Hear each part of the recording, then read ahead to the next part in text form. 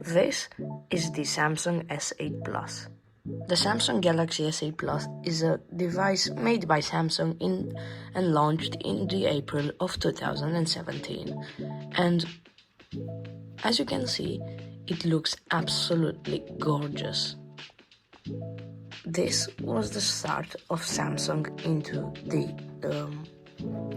the phablet business. Like, it's more big, more comfortable to use. For example, this is an S8 Plus and it's very usable to this day, and I will share my story of how I used it for 2 weeks.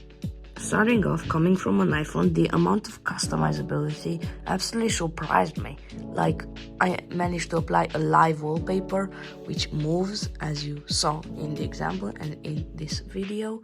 I managed to install every single app that I possibly wanted.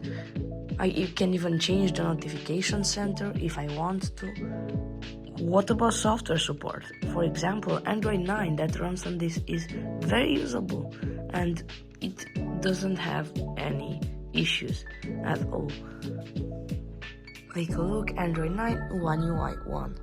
Security on it is very good and it's very powerful even to this day. So if you're talking about security and others, or if you really care about security or you're a company, you might need to get a phone like that. But if you care about security and you're a normal person, you could still get one of these because there are amazing custom ROMs and even Android 13 ported to this phone. All you have to do is go to Settings, About Phone, Software Information, and tap Build Number until Developer Mode been turned on. Exit this, go into Developer Mode, and here will be an option that says OEM Unlock, and you're gonna wanna press that, turn that off, and turn USB debugging on.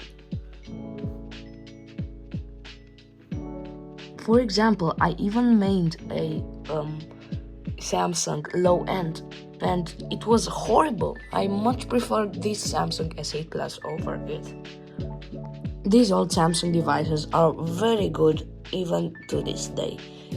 There's a lot of usability in them, and they're not e-waste like people might get you to think so.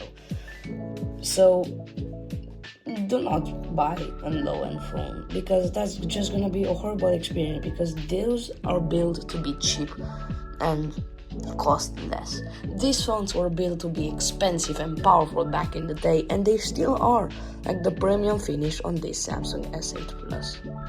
It even has modern day features like unlocking with a face or face unlock. And it is paired with the fingerprint sensor on the back, which is very fast even to this day. But now, enough talking about this like it's some kind of trophy. Let's actually get to how usable was it in these 2 weeks. Signal wasn't a problem because this supports LTE and 4G. So downloading things fastly and watching YouTube was very easy to do on this phone.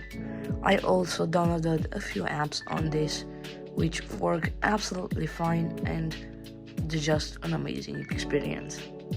The speakers are also quite okay to this day, and the camera is acceptable, but much better than what you find in today's very low-end phones.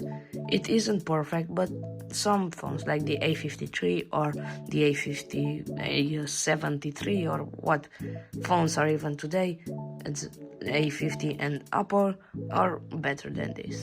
This is just like your normal camera that you use for not very professional stuff, but it does the job just fine. It is quite smooth, but if you think that it's quite low for you, you can just enable developer mode like I showed you.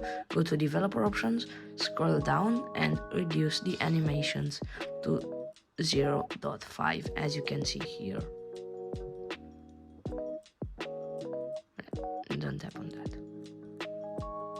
The display is a 2K screen that is still very good looking to this day, and I didn't have any issue with it. It supports HD+, FHD+, and WKHD+, which is just a fancy way of saying 1080p and 720p and 2K. pricing of these phones is very good, as you can find them for dirt cheap on second-hand websites or even some community websites like Facebook Marketplace, eBay, or something like that. These refurbished phones are a great way of reducing e-waste, and I will totally recommend them over a normal low-end phone.